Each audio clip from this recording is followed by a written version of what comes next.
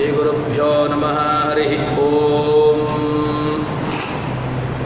ಯೋಂತಃ ಪ್ರವಿಶ್ಯ ಮಮ ವಾಚಮಿಮಾಂ ಪ್ರಸಪ್ತಾಂ ಸಂಜೀವಯತ್ಯಖಿಲಶಕ್ತಿಧರಸ್ವಧಾಮ್ನಾ ಅನ್ಯಾಂಶ್ಚ ಹಸ್ತಚರಣಶ್ರವಣತ್ವಗಾದೀನ್ ಪ್ರಾಣಾನ್ ನಮೋ ಭಗವತೆ ಪುರುಷಾಯ ತುಭ್ಯಂ.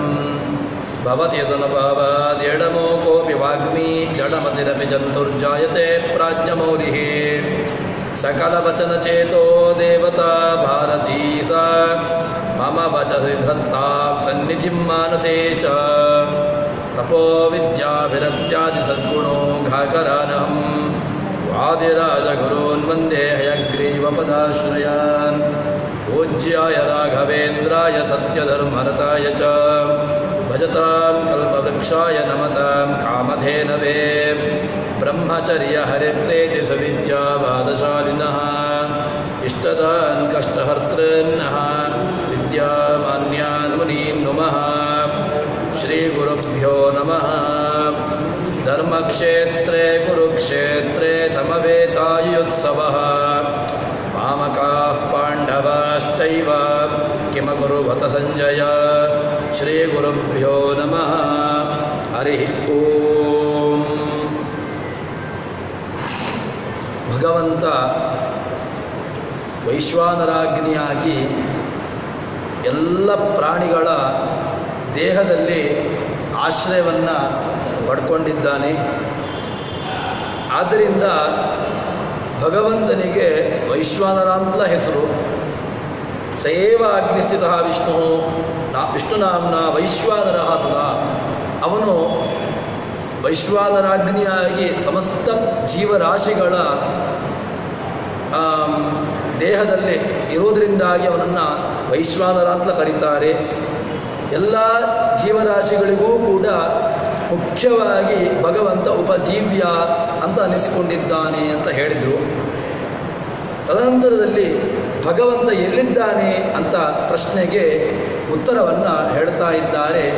ಸರ್ವಸ್ಯ ಚಾಹಂ ಹೃದಯ ಸನ್ನಿವಿಷ್ಟಃ ಮತ್ತಸ್ಮೃತಿ ಜ್ಞಾನಂ ಅಪೋಹನಂಚ ವೇದೈಶ್ಚ ಸರ್ವೈ ಅಹಮೇವ ವೇದ್ಯ ವೇದಾಂತಕೃತ ವೇದ ವಿದೇವ ಚಾಹಂ ಅಂತ ಭಗವಂತನ ಅಸ್ತಿತ್ವ ಎಲ್ಲಿದೆ ಅಂತ ಕೇಳಿದ್ರೆ ಆ ಪ್ರಶ್ನೆಗೆ ಉತ್ತರವನ್ನು ನೀಡುತ್ತಾರೆ. ಸರ್ವಸ್ಯ ಚಾಹಂ ಹೃದಯ ಸನ್ನಿವಿಷ್ಟಃ. ಭಗವಂತ ಬೇರೆಲ್ಲೂ ಇಲ್ಲ. ಭಗವಂತನನ್ನು ಹುಡುಕಬೇಕು, ಭಗವಂತನನ್ನು ನೋಡಬೇಕು ಅಂತ ಹೇಳಿದರೆ ನಾವು ಎಲ್ಲೆಲ್ಲಿಗೋ ಅವನನ್ನು ಹುಡುಕಿಕೊಂಡು ಹೋಗಬೇಕಾಗಿಲ್ಲ. ಮತ್ತು ಎಲ್ಲಿದ್ದಾನೆ ಅಂತಂದರೆ ಸರ್ವಸ್ಯ ಚಾಹಂ ಹೃದಯ ಸನ್ನಿವಿಷ್ಟಃ. ನಾನು ಸಮಸ್ತ ಜೀವರಾಶಿಗಳ ಹೃದಯದ ಗುಹೆಯಲ್ಲಿ ನಾನಿದ್ದೇನೆ. ಆ ಹೃದಯ ಗುಹೆಯಲ್ಲಿ ನಾನು ಇರ್ತೇನೆ. ಅಲ್ಲಿ ನನ್ನನ್ನು ನೋಡುವಂತಹ ಪ್ರಯತ್ನವನ್ನು ಮಾಡಿದರೆ ಜೀವರಾಶಿಗಳಿಗೆ ನಾನು ಕಾಣ್ತೇನೆ ಅಂತ ಹೇಳ್ತಾನೆ. ಮತ್ತೆ ಮತ್ತಸ್ಮೃತಿ ಜ್ಞಾನಮಪೋಹನಂಚ. ಭಗವಂತ ನಮಗೆ ಎಲ್ಲವನ್ನೂ ನೀಡುವವನು. ನಮಗೆ ಕೆಲವೆಲ್ಲ ವಿಷಯಗಳ ಸ್ಮರಣೆ ಆಗ್ತದೆ. ಕೆಲವೊಂದು ಕಾಲಕ್ಕಾಗುವಾಗ ನಾವು ಅಧ್ಯಯನ ಮಾಡಿರ್ತೇವೆ. ಪರೀಕ್ಷಾ ಕೊಠಡಿಗೆ ನಾವು ಹೋಗ್ತೇವೆ. ಅಧ್ಯಯನವನ್ನು ಪಾಪ ಪ್ರಾಮಾಣಿಕವಾಗಿ ಒಬ್ಬ ವಿದ್ಯಾರ್ಥಿ ಮಾಡಿರ್ತಾನೆ. ಆ ವಿದ್ಯಾರ್ಥಿಗೆ ತಾನೇನು ಅಧ್ಯಯನ ಮಾಡಿದ್ದಾನೋ ಅದು ಆ ಕಾಲಕ್ಕೆ ಉಪಯೋಗ ಬರಬೇಕು. ಯಾವಾಗ ತಾನು ಆ ಪರೀಕ್ಷಾ ಅವಧಿಯಲ್ಲಿ ತಾನು ಅದನ್ನು ಉಪಯೋಗಿಸಬೇಕು. ಏನು ಮಾಡಬೇಕು? ಅಲ್ಲಿ ಅದನ್ನು ಅವನು ಏನು ಅಧ್ಯಯನ ಮಾಡಿದ್ದಾನೋ ಅದನ್ನು ಅವನು ಅಲ್ಲಿ ಬರೀಬೇಕು. ಅದು ಎಲ್ಲಿಂದ ಹೇಗೆ ಸಾಧ್ಯ? ಅದು ಬರಬೇಕು ಅಂತ ಹೇಳಿದರೆ ತಾನು ಏನು ಅಧ್ಯಯನ ಮಾಡಿದ್ದೇನೆಯೋ ಅದು ಸ್ಮರಣೆ ಬರಬೇಕು ಅಂತ ಹೇಳಿದರೂ ಕೂಡ ಭಗವಂತನ ಅನುಗ್ರಹ ಬೇಕು. ಅದಕ್ಕೋಸ್ಕರವಾಗಿ ಇದನ್ನು ಒಂದು ಸಾಮಾನ್ಯವಾಗಿ ನೋಡೋದು ಅಂತಾದರೆ ನಾವು ಅಂತಕಾಲೇ ಚ ಮಾಮೇವ, ನಾವು ಯಾವುದನ್ನು ಸದಾ ಕಾಲದಲ್ಲೂ ಕೂಡ ಸ್ಮರಣೆ ಮಾಡ್ತೇವೆಯೋ ಅದು ನಮಗೆ ಬರ್ತದೆ. ಅದಕ್ಕೋಸ್ಕರ ನಾನು ನನ್ನ ಕೊನೆಯ ಕಾಲಕ್ಕೆ ನಾನು ದೇವರನ್ನು ಸ್ಮರಣೆ ಮಾಡ್ತೇನೆ. ಅಷ್ಟರ ತನಕ ನನ್ನ ಜೀವನವನ್ನು, ನನ್ನ ಲೈಫ್ ಏನಿದೆ ಅದನ್ನು ನಾನು ಎಂಜಾಯ್ ಸುಮ್ಮನೆ ಈಗ ನಾನು ಅದನ್ನು ಒದ್ದಾಡಿಕೊಂಡು ಈಗ ಆ ದೇವರಂತೆ ಯಾವುದೋ ದೇವಸ್ಥಾನ ಅಂತೆ ಯಾರೋ ಗುರುಗಳಂತೆ ಅವರ ಬಗ್ಗೆ ಅವರನ್ನು ಸೇವೆ ಮಾಡೋದು ಇದೆಲ್ಲ ಯಾಕೆ ಬೇಕು? ಈ ಕಾಲ ನನಗೀಗ ಯಂಗ್ ಲೈಫ್ ಏನಿದೆ ಇದನ್ನು ನಾನೀಗ ಒಳ್ಳೆ ರೀತಿಯಲ್ಲಿ ನಾನು ಲೀಡ್ ಮಾಡಬೇಕು. ಏನು ಒಳ್ಳೆಯ ರೀತಿಯಲ್ಲಿ ಲೀಡ್ ಮಾಡೋದು ಅಂತ ಹೇಳಿದರೆ ಭಗವಂತನನ್ನು ಮರೆಯೋದು, ನಾನು ನನ್ನಷ್ಟಕ್ಕೆ ನನ್ನ ಜೀವನವನ್ನು ಮಾಡ್ತಾ ಇರೋದು. ಕೊನೆ ಕಾಲಕ್ಕಾಗುವಾಗ ನೋಡುವ, ಆ ಕಾಲದಲ್ಲಿ ದೇವರನ್ನು ನೋಡುವುದು, ದೇವರು ಅಥವಾ ಏನೋ ಒಂದು ದೇವರ ಬಗ್ಗೆ ಕೇಳೋದು ಅಂತ ಮಾಡುವ ಅಂತ ಹೇಳಿದರೆ ಏನು ಮಾಡಿದರೂ ಆಗೋದಿಲ್ಲ. ಯಾಕೆ ಆಗೋದಿಲ್ಲ ಅಂತ ಕೇಳಿದರೆ ನಮ್ಮ ದೇಹದಲ್ಲಿ ಕೊನೆ ಕಾಲಕ್ಕಾಗುವಾಗ ಆ ವಾತ ಪಿತ್ತ ಕಫಗಳು ಯಾವ ರೀತಿಯಾಗಿ ನಮ್ಮನ್ನು ಬಾಧಿಸ್ತದೆ ಅಂತ ಹೇಳಲಿಕ್ಕಾಗೋದಿಲ್ಲ. ನಾವು ದೇವರನ್ನು ಸ್ಮರಣೆ ಮಾಡಬೇಕು ಅಂತ ಅಂದುಕೊಂಡ್ರೆ ನಮ್ಮನ್ನು ದೇಹದಲ್ಲಿರತಕ್ಕಂತಹ ವಾತ ಪಿತ್ತಾದಿಗಳು ಕಫ ಇತ್ಯಾದಿಗಳು ಆ ತ್ರಿದೋಷಗಳು ಏನಿದೆ ಅದನ್ನು ನಮ್ಮನ್ನು ದೇವರ ಸ್ಮರಣೆ ಮಾಡಲಿಕ್ಕೆ ಬಿಡದಿದ್ದರೆ ಆವಾಗ ದೇವರ ಸ್ಮರಣೆಯೇ ಬರಲಿಕ್ಕೆ ಸಾಧ್ಯವಿಲ್ಲ. ಅದಕ್ಕೋಸ್ಕರವಾಗಿ ಏನು ಮಾಡಬೇಕು ಅಂತ ಕೇಳಿದ್ರೆ ಆರಂಭದಲ್ಲಿ ನಾವು ದೇವರನ್ನು ಸ್ಮರಣೆ ಮಾಡಿಕೊಂಡು ಅವನಿಗೋಸ್ಕರ ಒಂದು ನಿರ್ದಿಷ್ಟ ಅವಧಿ ಅಂತ ಕೊಟ್ಟುಕೊಂಡು ನಾವು ಬಂದೆವು ಅಂತ ಹೇಳಿದರೆ ಕೊನೆಯ ಕಾಲಕ್ಕವಾಗ ನಮಗೆ ಆ ದೇವರ ಸ್ಮರಣೆ ಬರಲಿಕ್ಕೆ ಅದು ಬರ್ತದೆ, ಭಗವಂತ ಭರಿಸ್ತಾನೆ. ಯಾಕೆ ಅಂದರೆ ನಾವು ಪ್ರಾಮಾಣಿಕವಾಗಿ ನಮ್ಮ ಜೀವಮಾನ ಪೂರ್ತಿ ನಾವು ದೇವರನ್ನು ಸ್ಮರಣೆ ಮಾಡಿಕೊಂಡಿದ್ದೆವು ಅಂತ ಹೇಳಿದರೆ ಭಗವಂತ ಯಾವ ಕಾಲಕ್ಕೂ ನಮ್ಮನ್ನು ಬಿಟ್ಟಾಕೋದಿಲ್ಲ. ನಿಶ್ಚಿತವಾಗಿಯೂ ನಮ್ಮನ್ನು ಭಗವಂತ ಕೈ ಹಿಡಿದು ಉದ್ಧರಿಸ್ತಾನೆ. ನಿಶ್ಚಿತವಾಗಿಯೂ ಕೂಡ ಆ ಕಾಲದಲ್ಲೂ ಕೂಡ ನಮಗೆ ಅವನ ಸ್ಮರಣೆಯನ್ನು ಬರುವಂತೆ ಮಾಡ್ತಾನೆ. ಹೇಳ್ತಾನೆ, ಸರ್ವಸ್ಯ ಹೃದಯನಿವಿಷ್ಟ ಮತ್ತ ಸ್ಮೃತಿ ಜ್ಞಾನ ಅಪೋಹನಂಚ. ನಮಗೆ ಕೆಲವೆಲ್ಲ ಜ್ಞಾನಗಳು ಅದು ತಿರೋಹಿತ ಆಗ್ತದೆ. ಏನು ತಿರೋಹಿತ ಆಗೋದು? ಯಾವ ಕಾಲಕ್ಕೆ ನಾವು ತುಂಬ ಹೇಳಬೇಕು ಅಂತ ಬಂದಿರ್ತೇವೆ, ಆದರೆ ಅದನ್ನು ಆ ಸ್ಥಳದಲ್ಲಿ ಕೂತಾಗ ಅದು ಏನು ಮಾಡಿದರೂ ಕೂಡ ಸ್ಮರಣೆಗೆ ಬರೋದಿಲ್ಲ. ಅದು ಏನು ನಾನು ತಿಳ್ಕೊಂಡಿದ್ದೆ, ನಾನು ಏನು ಹೇಳಬೇಕು ಅಂತ ಯೋಚನೆ ಮಾಡಿದ್ದೆ, ಬರೋದೇ ಇಲ್ಲ. ಯಾಕೆ ಬರೋದಿಲ್ಲ ಅಂತ ಕೇಳಿದರೆ ಒಂದು ಥರ ಕೊಟ್ಟು ಬಿಡ್ಬೋದು, ದೇವರದ್ದೇ, ಅವನೇ ನನಗೆ ಕೊಡಲಿಲ್ಲ, ದೇವರು ನನಗೆ ಈ ಜಾಗದಲ್ಲಿ ಕೂತ್ಕೊಂಡಾಗ ನನಗೆ ಅವನು ಸ್ಮರಣೆ ಕೊಡಲಿಲ್ಲ, ಆದ್ದರಿಂದ ಅವನ ಬಗ್ಗೆ ಹೇಳಲಿಲ್ಲ ಅಂತ ಹೇಳಿಕೊಂಡು ಒಂದು ಹಾರಿಕೆಯ ಉತ್ತರನ್ನು ಕೊಡ್ಬೋದು. ಆದರೆ ನನಗೆ ಎಷ್ಟು ಉಪಲಬ್ಧಿ ಇದೆಯೋ ಅದಷ್ಟು ಮಾತ್ರ ನಮ್ಮನ್ನು ಅದು ಇರುವಂತಹದ್ದು. ಆದ್ದರಿಂದ ನಾವು ಯೋಚನೆ ಮಾಡಿಕೊಂಡು ತುಂಬ ಹೇಳಿಕೊಂಡು ಬಂದಿರ್ತೇವೆ, ನಾನು ಈ ರೀತಿಯಾಗಿ ಅದನ್ನು ಹೇಳಬೇಕು, ಈ ರೀತಿಯಾಗಿ ಅದನ್ನು ಜನಗಳ ಮುಂದೆ ಇಡಬೇಕು ಅಂತ ಒಂದು ತುಂಬ ರೀತಿಯಲ್ಲಿ ನಾವು ಆಲೋಚನೆ ಮಾಡಿಕೊಂಡು ಬಂದಿರ್ತೇವೆ. ಆದರೆ ಅದು ಯಾವುದೂ ಕೂಡ ಕೂತಾಗ ಅದು ಯಾವುದೂ ನಿರ್ಣಯ ನಾವು ಹೇಳಲಿಕ್ಕೂ ಬರುವುದಿಲ್ಲ, ಅದು ಯೋಚನೆ ನಮ್ಮ ನೆನಪಿಗೂ ಬರುವುದಿಲ್ಲ. ಅದನ್ನು ಪೂರ್ಣವಾಗಿ ಭಗವಂತ ಏನು ಮಾಡ್ತಾನೆ ಅಂತ ಕೇಳಿದರೆ ಜ್ಞಾನದಿಂದ ಒಂದು ರೀತಿಯಾಗಿ ಅದನ್ನು ಮರೆಮಾಚುವಂತೆ ಮಾಡಿಬಿಡ್ತಾನೆ. ಆವಾಗ ನಾವು ಏನು ಹೇಳಬೇಕು ಅಂತ ಇರ್ತೇವೆಯೋ ಅದು ನಮ್ಮನ್ನು ಹೇಳಲಿಕ್ಕೆ ಆಗೋದಿಲ್ಲ. ಅದನ್ನು ಹೇಳ್ತಾರೆ, ಮತ್ತ ಸ್ಮೃತಿ ಜ್ಞಾನ ಅಪೋಹನಂಚ. ಆ ಜ್ಞಾನದ ಹೋಗುವಿಕೆ ಅಂದರೆ ಏನು ಹೇಳಬೇಕು ಅಂತ ಯೋಚನೆ ಇರ್ತೇವೆ, ಅಥವಾ ಅದೊಂದು ರೀತಿಯಾಗಿ, ಅಥವಾ ಇನ್ನೊಂದೇನು ಅಂತ ಕೇಳಿದರೆ ಅನುಭವ, ಭ್ರಮೆ. ನಮಗೆ ಕೆಲವೆಲ್ಲ ವಿಷಯಗಳಲ್ಲಿ ಭ್ರಮೆ ಇದೆ. ಏನು ಭ್ರಮೆ? ಕೆಲವೆಲ್ಲ ಯಾವುದು ಯಥಾರ್ಥವೋ ಅದನ್ನು ಯಥಾರ್ಥವಾಗಿ ತಿಳ್ಕೊಂಡಿರ್ತೇವೆ, ಯಾವುದನ್ನು ಹೇಗೆ ತಿಳ್ಕೊಳ್ಳಬೇಕು ಅದಕ್ಕಿಂತ ವಿಪರೀತವಾಗಿ ತಿಳ್ಕೊಂಡಿರ್ತೇವೆ. ಈ ರೀತಿಯಾಗಿ ಎಲ್ಲ ನಮ್ಮಲ್ಲಿ ಭ್ರಮೆ ಬಾಧಿಸ್ತಾ ಇರ್ತದೆ. ಆ ಭ್ರಮೆಗೂ ಕೂಡ ಅಧಿಷ್ಠಾನ ಯಾರು ಅಂತ ಕೇಳಿದರೆ ಭ್ರಮೆಗೆ ಅಧಿಷ್ಠಾನ ಅಲ್ಲ, ಭ್ರಮೆ ನೀಡುವವನು ಯಾರು ಅಂತ ಕೇಳಿದರೆ ಅದು ಭಗವಂತ. ಭಗವಂತನೇ ಎಲ್ಲವನ್ನೂ ನೀಡ್ತಾನೆ. ಅವನ ಅಧೀನವಾಗಿ ಆ ಜೀವರಾಶಿಗಳು ಇರುವಂತಹದ್ದು ಎಂಬುದನ್ನು ತೋರಿಸಿಕೊಡ್ತಾರೆ. ವೇದೈಶ್ಚ ಸರ್ವೈರಹಮೇವ ವೇದ್ಯ. ಭಗವಂತ ಸರಿ ಎಲ್ಲದರಿಂದಲೂ ಎಲ್ಲ ಕಡೆ ಇದ್ದಾನೆ, ಎಲ್ಲ ಕಡೆಗಳಲ್ಲಿರತಕ್ಕಂತಹ ಭಗವಂತನನ್ನು ನೋಡಬೇಕು, ಸರಿ ಇದೆಲ್ಲ ಹೌದು. ಆದರೆ ಭಗವಂತನನ್ನು ಕಾಣಲಿಕ್ಕೆ ಯಾವುದು ನಮಗೊಂದು ಏನಾದರೂ ಒಂದು ಅಧಿಷ್ಠಾನ ಬೇಕಲ್ವ?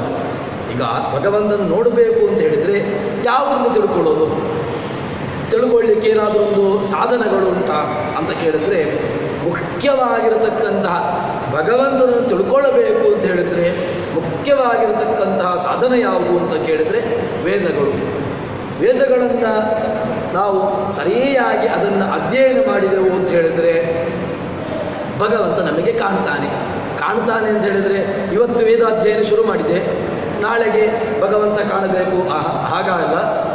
ಸರಿಯಾಗಿರತಕ್ಕಂತಹ ಯಥಾರ್ಥವಾಗಿರತಕ್ಕಂತಹ ಪ್ರಾಮಾಣಿಕವಾಗಿರತಕ್ಕಂತಹ ಅಧ್ಯಯನವನ್ನು ಮಾಡಿ ಅಪರೋಕ್ಷ ಜ್ಞಾನವನ್ನು ಪಡ್ಕೊಂಡ ಅಂತ ಹೇಳಿದರೆ ಭಗವಂತ ಕಾಣ್ತಾನೆ. ವೇದೈಶ್ಚ ಹಮೇವ ವೇದ್ಯ. ವೇದಗಳಿಗೆ ಏನಾದರೂ ಕೂಡ ಅರ್ಥವನ್ನು ಹೇಳಬೇಕು ಅಂತ ಹೇಳಿದ್ರೆ ಯಾರ ಅರ್ಥವನ್ನು ಹೇಳಲಿಕ್ಕೆ ಬರೋದಿಲ್ಲ. ಯಾಕೆ ಅಂತ ಕೇಳಿದರೆ ವೇದಗಳಿಗೆ ಅವಾಂತರ ಅಂದರೆ ಅಮುಖ್ಯ ಅರ್ಥವನ್ನು ಯಾರಾದರೂ ಬೇಕಾದರೂ ಹೇಳ್ಬೋದು. ಅಗ್ನಿ ಸೂಕ್ತ, ಇಂದ್ರ ಸೂಕ್ತ, ವಾಯು ಸೂಕ್ತ ಯಾರನ್ನು ಬೇಕಾದರೂ ಹೇಳಿ ನೀವು. ಇಂದ್ರ ಸೂಕ್ತ ಇಂದ್ರನ್ನು ಹೇಳ್ತದೆ, ಅಗ್ನಿ ಸೂಕ್ತ ಅಗ್ನಿಯನ್ನು ಹೇಳ್ತದೆ, ವಾಯು ಸೂಕ್ತ ವಾಯುವನ್ನು ಹೇಳ್ತದೆ. ಹೀಗೆ ನೀವು ಯಾರನ್ನೂ ಬೇಕಾದರೂ ಹೇಳ್ತದೆ ಅಂತ ಹೇಳಿ. ಆದರೆ ವೇದಕ್ಕೆ ಮುಖ್ಯ ತಾತ್ಪರ್ಯ, ಮುಖ್ಯವಾಗಿ ವಾಚ್ಯತ್ವ ಇರುವುದು ಯಾರಲ್ಲಿ ಅಂತ ಕೇಳಿದರೆ ಭಗವಂತನನ್ನು ಮಾತ್ರ. ಯಾಕೆ ನಾವಿದನ್ನು ಭಗವಂತನಿಗೇ ಅರ್ಥವನ್ನು ಮಾಡಬೇಕು ಅಂತ ಕೇಳಿದರೆ ವೇದಗಳು ನಿತ್ಯ, ವೇದಗಳಿಗೆ ನಾಶ ಇಲ್ಲ. ನಾಶ ಇಲ್ಲದೇ ಇರತಕ್ಕಂತಹ ವೇದಗಳು ಪ್ರಳಯ ಕಾಲದಲ್ಲಿ ಉಂಟೋ ಇಲ್ವೋ? ಪ್ರಳಯ ಕಾಲದಲ್ಲಿದೆ. ಪ್ರಳಯ ಕಾಲದಲ್ಲಿ ಒಂದು ಶಬ್ದ ಇದೆ, ಅದು ಯಾರನ್ನೂ ಹೇಳ್ತಾ ಇಲ್ಲ ಅಂತ ಹೇಳಿದ್ರೆ ಅದಕ್ಕೆ ಆ ಗತಿ ಏನು? ಯಾವುದೂ ಕೂಡ ಯಾರನ್ನೂ ಹೇಳದೆ ಒಂದು ಇರುವಂತಹ ಪದಗಳೇ ಇಲ್ಲ. ವೇದಗಳು ಪ್ರಳಯ ಕಾಲದಲ್ಲೂ ಉಂಟು. ಪ್ರಳಯ ಕಾಲದಲ್ಲಿದ್ದಾಗ ಆ ವೇದಗಳಿಗೆ ಕೃತ್ಯ ಏನು? ಯಾರನ್ನೂ ಹೇಳುವುದಿಲ್ಲ ಅಂತ ಹೇಳಲಿಕ್ಕೆ ಬರೋದೇ ಇಲ್ಲ. ನೀವು ಸೃಷ್ಟಿಯಾದಾಗ ಬೇಕಾದರೆ ಇಂದ್ರ ಸೂಕ್ತ ಇಂದ್ರನ್ನು ಹೇಳ್ತದೆ, ಅಗ್ನಿ ಸೂಕ್ತ ಅಗ್ನಿಯನ್ನು ಹೇಳ್ತದೆ, ವಾಯು ಸೂಕ್ತ ವಾಯುವನ್ನು ಹೇಳ್ತದೆ ಅಂತ ಹೇಳಬೇಕಾದ್ರೆ ಪ್ರಳಯ ಕಾಲದಲ್ಲಿ ಆ ಸೂಕ್ತಗಳಿಗೆ ಆ ವೇದಗಳಿಗೆ ಏನನ್ನು ಅರ್ಥ ಮಾಡ್ತೀರಿ? ಅದಕ್ಕೇನಾದರೂ ಒಂದು ಇಲ್ಲ, ಅದು ವೇದಗಳು ಪ್ರಳಯ ಕಾಲದಲ್ಲಿ ಸುಮ್ಮನೆ ಉಂಟು, ಯಾರನ್ನೂ ಹೇಳೋದಿಲ್ಲ, ಇಲ್ಲ, ಹಾಗಾಗೋದೇ ಇಲ್ಲ. ಅದೆಲ್ಲವೂ ಕೂಡ ಯಾರನ್ನು ಹೇಳ್ತಾ ಉಂಟು ಅಂತ ಕೇಳಿದ್ರೆ ನೀವು ಪ್ರಳಯ ಕಾಲದಲ್ಲಿ ಅದು ಭಗವಂತನನ್ನು ಹೇಳ್ತಾ ಉಂಟು. ಅಗ್ನಿ ಸೂಕ್ತ ಮುಖ್ಯವಾಗಿ ಅಗ್ನಿಯನ್ನು ಹೇಳ್ತಾ ಉಂಟು, ವಾಯು ಸೂಕ್ತ ಮುಖ್ಯ ವಾಯುವನ್ನು ಹೇಳ್ತಾ ಉಂಟು. ಯಾವ ಸೂಕ್ತವನ್ನು ಇಟ್ಟುಕೊಂಡರೂ ಕೂಡ ಅದು ಮುಖ್ಯವಾಗಿ ಅವರನ್ನೇ ಹೇಳ್ತದೆ. ಹೇಗೆ ಅಂತ ಕೇಳಿದರೆ ವೇದವ್ಯಾಸರು ಸೂತ್ರವನ್ನು ಮಾಡುವಾಗ ಸೂತ್ರವನ್ನು ಮಾಡ್ತಾರೆ. ತದನಂತರದಲ್ಲಿ ಭಾಷ್ಯಕಾರರು ಕೂಡ ಅದಕ್ಕೆ ಬೇಕಾಗಿರತಕ್ಕಂತಹ ಭಾಷ್ಯವನ್ನು ಬರೀತಾರೆ. ಅದರಲ್ಲಿ ಅನ್ಯತ್ರ ಪ್ರಸಿದ್ಧ ನಾಮಾತ್ಮಕ ಶಬ್ದ, ಅನ್ಯತ್ರ ಪ್ರಸಿದ್ಧ ಲಿಂಗಾತ್ಮಕ ಶಬ್ದ, ಉಭಯತ್ರ ಪ್ರಸಿದ್ಧ ನಾಮಾತ್ಮಕ ಲಿಂಗಾತ್ಮಕ ಶಬ್ದ, ಹೀಗೆ ವೇದವ್ಯಾಸರು ಮಾಡಿರ್ತಕ್ಕಂತಹ ಸೂತ್ರಗಳನ್ನು ಭಾಷ್ಯಕಾರರು ಅದನ್ನು ವಿಭಾಗ ಮಾಡುವಾಗ ಕೆಲವೆಲ್ಲ ಶಬ್ದಗಳನ್ನು ನಾಮಾತ್ಮಕ ಶಬ್ದ, ಲಿಂಗಾತ್ಮಕ ಶಬ್ದ, ಉಭಯತ್ರ ಪ್ರಸಿದ್ಧ, ಅನ್ಯತ್ರ ಪ್ರಸಿದ್ಧ, ತತ್ರ ಪ್ರಸಿದ್ಧ, ಹೀಗೆ ಶಬ್ದಗಳನ್ನು ವಿಭಾಗ ಮಾಡ್ತಾರೆ. ತತ್ರ ಪ್ರಸಿದ್ಧ ಶಬ್ದಗಳು ಯಾವುದು ಅಂತ ಕೇಳಿದರೆ ನಾರಾಯಣ, ವಿಷ್ಣು, ಕ್ಷೀರಾಬ್ಧಿಶಾಯಿ, ಇದೆಲ್ಲ ಶಬ್ದಗಳುಂಟು. ಇದನ್ನು ನೀವು ಬೇರೆಯವರಿಗೆ ಅರ್ಥ ಮಾಡಲಿಕ್ಕೆ ಬರೋದಿಲ್ಲ. ಯಾಕೆ ಅಂತ ಕೇಳಿದರೆ ತತ್ರ ಪ್ರಸಿದ್ಧ ಶಬ್ದಗಳು ಅಂತ ಅವುಗಳಿಗೆ ಹೆಸರು. ನಾರಾಯಣ ಅಂತ ಹೇಳಿದರೆ ಅದು ದೇವರನ್ನೇ ಹೇಳಬೇಕು. ನೀವು ನಾರಾಯಣ ಅಂತ ಹೇಳಿಕೊಂಡು ಇಂದ್ರನ್ನೇ ಹೇಳಲಿಕ್ಕೆ ಆಗೋದಿಲ್ಲ. ನೀವು ನಾರಾಯಣ ಅಂತ ಹೇಳಿದರೆ ಅಗ್ನಿಯನ್ನು ಹೇಳಲಿಕ್ಕೆ ಆಗೋದಿಲ್ಲ. ನಾರಾಯಣ ಶಬ್ದ ಅದು ನೇರವಾಗಿ ಭಗವಂತನನ್ನೇ ಹೇಳುವಂತಹದ್ದು. ಇನ್ನು ಇಂದ್ರ, ಅಗ್ನಿ, ವಾಯು, ಸೂರ್ಯ ಇತ್ಯಾದಿ ಶಬ್ದಗಳು ಮುಖ್ಯವಾಗಿ ಭಗವಂತನನ್ನೇ ಹೇಳ್ತದೆ. ಮತ್ತೆ ಅದಕ್ಕೆ ಸೂತ್ರಕಾರರು ಏನು ಮಾಡ್ತಾರೆ, ಭಾಷ್ಯಕಾರರು ಏನು ಮಾಡ್ತಾರೆ ಅಂತ ಕೇಳಿದರೆ ಅದನ್ನು ಭಗವಂತನಿಗೆ ಯಾವ ರೀತಿಯಾಗಿ ಅನ್ವಯ ಮಾಡಬೇಕು, ಅದು ಇತರವಾಗಿ ಯಾರನ್ನು ಹೇಳ್ತದೆ ಅಂತ. ಹಾಗಾಗಿ ಎಲ್ಲ ಶಬ್ದಗಳು ಕೂಡ ಮುಖ್ಯವಾಗಿ ಯಾರನ್ನು ಹೇಳ್ತದೆ, ಅದು ದೇವರನ್ನು ಹೇಳ್ತದೆ. ಅದೇ ರೀತಿಯಾಗಿ ಮುಖ್ಯವಾಗಿ ವೇದಗಳು ಯಾರನ್ನು ಹೇಳ್ತದೆ ಅಂತ ಕೇಳಿದರೆ ಅದಕ್ಕೆ ಭಗವಂತನೇ ಆಶ್ರಯ. ತತ್ವನಿರ್ಣಯದಲ್ಲಿ ಆಗುವಾಗ ಮಧ್ವಾಚಾರ್ಯರು ವಿಷ್ಣು ತತ್ವನಿರ್ಣಯ ಅಂತ ಗ್ರಂಥವನ್ನು ಮಾಡ್ತಾರೆ. ತತ್ವನಿರ್ಣಯ ಅಂತ ಗ್ರಂಥವನ್ನು ಮಾಡುವಾಗ ಆ ತತ್ವನಿರ್ಣಯದಲ್ಲಿ ವರ್ಣ ಅಂದರೆ ವರ್ಣ ನಿತ್ಯತ್ವವಾದ ಅಂತ ಒಂದು ಘಟ್ಟ ಇದೆ. ಆ ವರ್ಣಗಳ ನಿತ್ಯತ್ವ, ವರ್ಣಗಳು ನಿತ್ಯ ಅಂತ ಹೇಳಿದ ಮೇಲೆ ವೇದಗಳಲ್ಲಿರ್ತಕ್ಕಂಥದ್ದು ವರ್ಣಗಳಲ್ವ. ನೀವು ಅಗ್ನಿ, ಮೀಳೆ, ಪುರೋಹಿತ ಅಂತ ಏನು ವರ್ಣಗಳಿದೆಯೋ ಅದು ನಿತ್ಯ. ಆ ನಿತ್ಯವಾಗಿರ್ತಕ್ಕಂತಹ ವರ್ಣಗಳು ಅದು ಯಾರನ್ನು ಹೇಳಿದೆ? ವರ್ಣಗಳು ನಿತ್ಯ. ನಿತ್ಯವಾಗಿರ್ತಕ್ಕಂತಹ ವರ್ಣಗಳು ನಿತ್ಯನಾಗಿರ್ತಕ್ಕಂತಹ ಪರಮಾತ್ಮನನ್ನೇ ಹೇಳುವಂತಹದ್ದು ಹೊರತು ಬೇರೆ ಯಾರನ್ನೂ ಹೇಳೋದಿಲ್ಲ. ಅದು ಇದೇ ಅದಕ್ಕೆ ಒಂದು ಉತ್ತರ. ಇದರಿಂದ ನಮಗೆ ಗೊತ್ತಾಗುವಂತಹದ್ದು ಏನು ಅಂತ ಕೇಳಿದ್ರೆ ವೇದೈಶ್ಚ ಸರ್ವೈ ಅಹಮೇವ ವೇದ್ಯ ಅನಂತಹ ವೈವೇದ. ವೇದಗಳು ನಾಲ್ಕೇನ ಅಂತ ಕೇಳಿದರೆ ನಾಲ್ಕಲ್ಲ. ವೇದವ್ಯಾಸರು ವೇದಂ ವ್ಯಸ್ಯತಿ, ವೇದವನ್ನು ವಿಭಾಗ ಮಾಡಿ ಕೊಟ್ಟವರು ವೇದವ್ಯಾಸ. ವೇದವ್ಯಾಸರು 4 ವೇದಗಳನ್ನು ನಮಗೆ ಕೊಟ್ಟಿದ್ದಾರಷ್ಟೇ. ಆ 4 ವೇದಗಳು ಸಂಪೂರ್ಣ ಅಂತ ಕೇಳಿದರೆ ಅವರು ನಮಗೆ ಸಂಪೂರ್ಣ ಕೊಟ್ಟಿಲ್ಲ. ಎಲ್ಲಿಯೋ ಅದು ಕೆಲವು ಭಾಗಗಳನ್ನು ನೀಡಿದ್ದಾರೆ. ಇನ್ನು ಕೆಲವು ಭಾಗಗಳೆಲ್ಲವೂ ಕೂಡ ಲೋಪವಾಗಿದೆ. ಅದು ಕೆಲವೆಲ್ಲ ರಹಸ್ಯವೋ ಏನೋ ಅದು ಪ್ರಕಾಶ ಜಗತ್ತಿಗೆ ಅದು ಬಂದಿಲ್ಲ. ಆದ್ದರಿಂದ ಆ ವೇದಗಳಿಗೆ ಏನಾದರೂ ಒಂದು ಕೃತ್ಯವನ್ನು ಹೇಳಬೇಕು, ವೇದಗಳು ಯಾರನ್ನೇ ಹೇಳ್ತದೆ ಅಂತ ಹೇಳಿದರೆ ಅದಕ್ಕೆ ಮುಖ್ಯ ತಾತ್ಪರ್ಯ ಯಾರು ಅಂತ ಕೇಳಿದ್ರೆ ಭಗವಂತನೇ ಹೊರತು ಇನ್ನಿತರ ಯಾವ ದೇವತೆಗಳನ್ನು ಕೂಡ ನೀವು ಹೇಳಲಿಕ್ಕೆ ಬರೋದಿಲ್ಲ. ವೇದೇಶ ಸರ್ವೈಹಿ ಅಹಮೇವ ವೇದ್ಯ ವೇದಾಂತ ಕೃತ. ಭಗವಂತ ವೇದಾಂತಗಳನ್ನು ಮಾಡಿದವನು. ಇಲ್ಲದಿದ್ದರೆ ಕೃಷ್ಣ ಹೇಳ್ಬೋದಿತ್ತು ವೇದೇಶ ಸರ್ವೈ ಅಹಮೇವ ವೇದ್ಯ ವೇದಾಂತ ಕೃತ ಅಂತ ಹೇಳಿದವನು. ವೇದಕೃತ ಅಂತ ಹೇಳಿಲ್ಲ ಕೃಷ್ಣನೇ ಭಗವದ್ಗೀತೆಯನ್ನು ಹೇಳಿರತಕ್ಕಂಥವನು. ಆ ಕೃಷ್ಣನೇ ವೇದಕೃತ ಅಂತ ಹೇಳಿಲ್ಲ. ಆದ್ದರಿಂದ ನಮಗೇನು ಗೊತ್ತಾಗ್ತದೆ? ಭಗವಂತ ವೇದಕ್ಕೆ ಕರ್ತೃ ಇಲ್ಲ, ಅಕರ್ತೃಕ. ಅಂದರೆ ವೇದಗಳಿಗೆ ಕರ್ತೃ ಇದ್ದರೆ ಏನಾಗ್ತಿತ್ತು ಅಂತ ಕೇಳಿದರೆ ಕರ್ತೃವಿನ ದೋಷಗಳು ವೇದದಲ್ಲಿ ಅಥವಾ ಯಾವುದೋ ಒಂದು ಕೃತಿಯಲ್ಲಿ ಬರ್ತದೆ. ಯಾಕೆ ಅಂತ ಕೇಳಿದರೆ ಈಗ ನಾನೊಂದು ಏನೋ ಒಂದು ಕೃತಿಯನ್ನು ಮಾಡಿದೆ ಅಂತ ಇಟ್ಕೊಳ್ಳುವ. ಯಾವುದೋ ಒಂದು ಸಂಸ್ಕೃತದ ಜ್ಞಾನ ಇತ್ತು, ಸಂಸ್ಕೃತದ ಜ್ಞಾನದಿಂದಾಗಿ ನಾನು ಯಾವುದೋ ಒಂದು ಕೃತಿಯನ್ನು ಮಾಡಿದೆ. ಕುಮಾರ ಸಂಭವ ಮಾಡಿದ ಶಿಶುಪಾಲವಧ ಅಂತ ಒಂದು ಗ್ರಂಥ ಇದೆ, ಕಾಳಿದಾಸನ ಗ್ರಂಥಗಳಿದೆ. ಈ ಗ್ರಂಥಗಳೆಲ್ಲವೂ ಕೂಡ ಕರ್ತೃ ಸಹಿತ. ಅಂದರೆ ಅದಕ್ಕೆ ಕರ್ತೃ ಇದ್ದಾನೆ. ಕರ್ತೃ ಇದ್ದಾನೆ ಅಂತಾದರೆ ಕರ್ತೃವಿನ ದೋಷಗಳು ಅದು ಗ್ರಂಥದಲ್ಲಿ ಬರ್ತದೆ. ಯಾಕೆ? ಕರ್ತೃವಿನಲ್ಲಿ ಸಹಜವಾಗಿ ಕಾಮಕ್ರೋಧಾದಿಗಳಿದೆ. ಆ ಕಾಮಕ್ರೋಧಾದಿಗಳು ಎಲ್ಲಿ ಬರ್ತದೆ ಅಂತ ಕೇಳಿದರೆ ತಾನು ಮಾಡತಕ್ಕಂತಹ ಕೃತಿಯಲ್ಲಿ ಬರ್ತದೆ. ವೇದಗಳಲ್ಲಿ ಹಾಗಿಲ್ಲ. ಯಾಕಿಲ್ಲ ಅಂತ ಕೇಳಿದರೆ ವೇದಕ್ಕೆ ಕರ್ತೃ ಇಲ್ಲ. ಇದು ಅನುಮಾನದಲ್ಲಿ ತುಂಬ ದೊಡ್ಡವಾಗಿರತಕ್ಕಂತಹ ಘಟ್ಟ. ವೇದಗಳನ್ನು ಕರ್ತೃ ಉಂಟು ಅಂತ ಹೇಳಬೇಕು, ವೇದಗಳು ಅಕರ್ತೃಕ ಅಂತ ಹೇಳಬೇಕು ಅಂತ ಒಂದು ದೊಡ್ಡ ಘಟ್ಟವನ್ನು ಹೇಳ್ತಾರೆ. ವೇದ ಅದು ಅಕರ್ತೃಕ, ಕರ್ತೃವಿನ ದೋಷಗಳು ಅದರಲ್ಲಿಲ್ಲ. ತಾರ್ಕಿಕರು ಇದನ್ನು ಈಶ್ವರ ಪ್ರಣೀತ ಅಂತ ಹೇಳ್ತಾರೆ. ಅಂದರೆ ವೇದಗಳು ಎಲ್ಲಿಂದ ಬಂತು ಅಂತ ಕೇಳಿದರೆ ಅದಕ್ಕೆ ಈಶ್ವರ ಪ್ರಣೀತತ್ವ, ಅಂದರೆ ಭಗವಂತ ಮಾಡಿದವನು ಅಂತ. ಭಗವಂತನೂ ಕೂಡ ಭಗವಂತ ಹೇಳಬೇಕಿತ್ತಲ್ವ, ಕೃಷ್ಣ ಹೇಳಬೇಕಿತ್ತಲ್ವ ನಾನು ಮಾಡಿದ್ದು ಅಂತ. ಅವನೇ ಹೇಳಿಲ್ಲ, ನಾನು ಮಾಡಿದ್ದಲ್ಲ. ಭಗವಂತ ಇದನ್ನು ಏನು ಮಾಡ್ತಾನೆ ಅಂತ ಕೇಳಿದರೆ ವೇದಗಳನ್ನು ಪ್ರಳಯದ ನಂತರ ಅದನ್ನು ಬ್ರಹ್ಮಾದಿಗಳಿಗೆ ನೀಡ್ತಾನೆ. ಬ್ರಹ್ಮಾದಿಗಳ ಮೂಲಕವಾಗಿ ಅದು ಜಗತ್ತಿಗೆ ಪ್ರವಾಹದ, ಅದಕ್ಕೆ ಶ್ರುತಿ ಅಂತ ಹೆಸರು. ವೇದಕ್ಕೆ ಏನು ಹೆಸರು ಅಂತ ಕೇಳಿದರೆ ಶ್ರುತಿ. ಅಂದರೆ ವೇದಗಳು ಕಿವಿಯಿಂದ ಕಿವಿಗೆ ಬಂದಿರತಕ್ಕಂತಹದ್ದು. ಪ್ರಾಚೀನ ಕಾಲದಲ್ಲಿ ಅದಿತ್ತು. ಯಾವುದಿತ್ತು? ಆ ಋಷಿ ಪರಂಪರೆಯ ಮೂಲಕವಾಗಿ ಅದು ಜಗತ್ತಿಗೆ ಬರ್ತಾ ಇತ್ತು. ಪ್ರವಾಹ ಅಂದರೆ ಆ ಋಗ್ವೇದಕ್ಕೆ ಒಬ್ಬ ಋಷಿ ಅವನದನ್ನು ತನ್ನ ಶಿಷ್ಯನಿಗೆ ಕೊಡ್ತಾನೆ. ತನ್ಮೂಲಕವಾಗಿ ಅದು ಜಗತ್ತಿಗೆ ಪ್ರವಾಹವಾಗಿ ಬರ್ತದೆ. ಈಗ ಏನಾಗಿದೆ? ವೇದಕ್ಕೆ ನಮಗೆ ಕೆಲವೆಲ್ಲ ಗ್ರಂಥಗಳು, ಪುಸ್ತಕಗಳು ಸಿಗ್ತವೆ. ಆ ಪುಸ್ತಕಗಳು ಉಂಟು ಅಂತ ಹೇಳಿದರೆ ಪುಸ್ತಕ ಇದ್ದ ತಕ್ಷಣ ವೇದಕ್ಕೆ ಲಿಪಿ ಉಂಟು, ವೇದ ಒಂದು ಕರ್ತೃ ಸಹಿತವಾದದ್ದು ಅಂತ ಹೇಳಬೇಕಾಗಿಲ್ಲ. ಆದ್ದರಿಂದ ವೇದ ಏನು ಗೊತ್ತಾಗ್ತದೆ ಅಂತ ಕೇಳಿದರೆ ವೇದವು ಅದು ಅಕರ್ತೃಕವಾದದ್ದು. ವೇದಕ್ಕೆ ಕರ್ತೃವಿಲ್ಲ.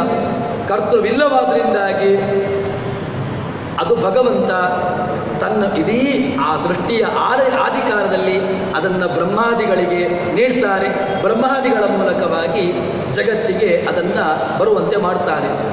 ಮುಂದೆ ಹೇಳ್ತಾನೆ ವೇದಾಂತ ಕೃತ. ನಾನು ವೇದಾಂತವನ್ನು ಮಾಡಿದವನು ನಾನೇ. ಅಂದರೆ ವೇದಾಂತವನ್ನು ಮಾಡಿದವನು ನಾನೇ ಅಂತ ಹೇಳಿದರೆ ವಾಸಿಷ್ಠ ಕೃಷ್ಣಾಯ ನಮಃ, ಯಾದವ ಕೃಷ್ಣಾಯ ನಮಃ ಅಂತ ನಾವು ದೇವರನ್ನು ಎರಡು ರೀತಿಯಾಗಿ ಹೇಳ್ತೇವೆ.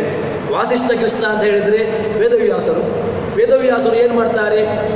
ಅಥಾತೋ ಬ್ರಹ್ಮ ಜಿಜ್ಞಾಸಾ ಓಂ ಓಂ ಜನ್ಮಾದ್ಯಸ್ಯೇತಃ ಓಂ ಹೀಗೆ ಅದನ್ನು ಸೂತ್ರವನ್ನು ಮಾಡ್ತಾರೆ. ಸೂತ್ರ ಯಾಕೆ ಬೇಕು? ಸೂತ್ರ ಯಾಕೆ ಬೇಕು ಅಂತ ಕೇಳಿದ್ರೆ ವೇದಕ್ಕೆ ಅರ್ಥವನ್ನು ಮಾಡಬೇಕು ಅಂತ ಹೇಳಿದರೆ ವೇದಕ್ಕೆ ಸೂತ್ರ ಬೇಕೇ ಬೇಕು. ಸೂತ್ರವಿಲ್ಲದೆ ವೇದಕ್ಕೆ ಅರ್ಥವನ್ನು ಮಾಡಲಿಕ್ಕೆ ಬರೋದೇ ಇಲ್ಲ. ಯಾಕೆ ವೇದವನ್ನು ಅರ್ಥ ಮಾಡಲಿಕ್ಕೆ ಬರೋದಿಲ್ಲ? ನಮಗೆ ಕೇವಲ ವೇದವನ್ನು ಹಿಡ್ಕೊಂಡ್ರೆ ಏನೂ ಅರ್ಥ ಆಗೋದಿಲ್ಲ. ಅದಕ್ಕೆ ವೇದವ್ಯಾಸರ ಸೂತ್ರವನ್ನು ಒಂದು ಉಪಯೋಗವಾಗಿ ಇಟ್ಟುಕೊಂಡು ತನ್ಮೂಲಕ ನಾವು ವೇದವನ್ನು ನೋಡ್ತಾ ಬಂದೆವು ಅಂತ ಹೇಳಿದ್ರೆ ವೇದ ಅದು ತನ್ನ ಸ್ವರೂಪವನ್ನು ಏನು ನಮಗೆ ತೋರಿಸಿಕೊಳ್ತದೆ. ಅಂದರೆ ಏನಾಯ್ತು ಈಗ? ಹಾಗಾದರೆ ವೇದಗಳನ್ನು ಮಾಡಿದವನು ಯಾರೂ ಇಲ್ಲ, ವೇದಾಂತಗಳನ್ನು ಮಾಡಿದವರು ಇದ್ದಾರೆ. ವೇದಾಂತಗಳು ಅಂತ ಹೇಳಿದರೆ ಏನು? ವೇದಾಂತಗಳು ಅಂತ ಹೇಳಿದರೆ ವೇದಕ್ಕೆ ಅಂತ, ಅಂತೆ ಅಂತ ಹೇಳಿದರೆ ನಿರ್ಣಯ ಅಂತ ಅರ್ಥ. ಅಂತ ಶಬ್ದಕ್ಕೆ ಕೊನೆ ಅಂತ ಅರ್ಥ ಉಂಟು. ಆದರೆ ಅಂತ ಶಬ್ದಕ್ಕೆ ಅರ್ಥ ಏನು ಅಂತ ಕೇಳಿದರೆ ವೇದಾಂತ ಕೇಳಿದ್ದಕ್ಕೆ ಕೆಲವರು ಏನು ಅರ್ಥವನ್ನು ಹೇಳ್ತಾರೆ? ವೇದಾಂತ ವೇದಗಳಿಗೆ ಅಂತ, ಉಪನಿಷತ್ತು ಅಂತ ಹೇಳಿಬಿಡ್ತಾರೆ. ಆ ಉಪನಿಷತ್ತು ಅಂತ ಅರ್ಥ ಸರಿಯಲ್ಲ. ವೇದಕ್ಕೆ ನಿರ್ಣಯ, ವೇದಕ್ಕೆ ನಿರ್ಣಯವನ್ನು ಕೊಡುವುದು ಯಾವುದು? ವೇದಕ್ಕೆ ನಿರ್ಣಯ ಅಂತ ಹೇಳಿದರೆ ಆ ಅರ್ಥವನ್ನು ತಿಳಿಸಿಕೊಡುವಂತಹದ್ದು. ಚಿನ್ನ ಇದೆ, ಚಿನ್ನ ಅದು ಚೆನ್ನಾಗಿ ಪ್ರಕಾಶಮಾನವಾಗಬೇಕು ಅಂತ ಕೇಳಿದರೆ ಅದನ್ನು ಪುಟಕ್ಕಿಡಬೇಕು. ಅದನ್ನು ಅಕ್ಕ ಸಾಲಿಗ ಏನು ಮಾಡ್ತಾನೆ? ಬೆಂಕಿಗಿಡ್ತಾನೆ. ಅದನ್ನು ಬೆಂಕಿಗಿಟ್ಟು ಅದನ್ನು ಚೆನ್ನಾಗಿ ಮತ್ತೆ ಅದನ್ನು ಪ್ರಕಾಶಮಾನವಾಗುವಂತೆ ಮಾಡ್ತಾನೆ. ಅದೇ ರೀತಿಯಾಗಿ ವೇದ ತನ್ನನ್ನು ತಾನು ಬಿಡಿಸಿಕೊಳ್ಳಬೇಕು, ತನ್ನ ಅರ್ಥವು ಆಗಬೇಕು ಅಂತ ಹೇಳಿದರೆ ಅದಕ್ಕೆ ಏನು ಬೇಕು ಅಂತ ಕೇಳಿದರೆ ವೇದವ್ಯಾಸರ ಸೂತ್ರ ಅತ್ಯಂತ ಅವಶ್ಯಕ. ಕೇವಲ ಸೂತ್ರವಿಲ್ಲದೆ ನಾನು ವೇದವನ್ನು ಅರ್ಥ ಮಾಡ್ತೇನೆ ಅಂತ ಹೇಳಿದರೆ ಮೂರ್ಖ ಅಂತ ಹೇಳ್ತಾರೆ. ಅದಕ್ಕೆ ಸಹಜವಾಗಿ ಬೇಕಾಗಿರತಕ್ಕಂತಹದ್ದು ಆ ವೇದಾಂತಗಳು. ಕೃಷ್ಣ ಹೇಳುವಂತಹದ್ದು ಇದನ್ನೇ, ವೇದಾಂತಕೃತ ವೇದ ವಿದೇವಚಾಹಂ, ನಾನು ವೇದವನ್ನು ತಿಳ್ಕೊಂಡವ. ವೇದವಿತ್ ವೇದಾಂತಕೃತ ವೇದವಿತ್, ಕೃಷ್ಣ ಹೇಳಿದ್ದಿಷ್ಟೇ. ವೇದವಿತ್, ನಾನು ವೇದವನ್ನು ಎಲ್ಲ ವೇದಗಳನ್ನು ತಿಳ್ಕೊಂಡವ ನಾನೇ. ಅನಂತವಾಗಿರ್ತಕ್ಕಂತಹ ವೇದಗಳಿದೆ. ಆ ಅನಂತವಾಗಿರ್ತಕ್ಕಂತಹ ವೇದಗಳನ್ನು ನಾವು ನಮಗೆ ಧಾರಣೆ ಮಾಡಲಿಕ್ಕಾಗೋದಿಲ್ಲ. ಭಗವಂತ ಧಾರಣೆ ಮಾಡ್ತಾನೆ. ಯಾಕೆ?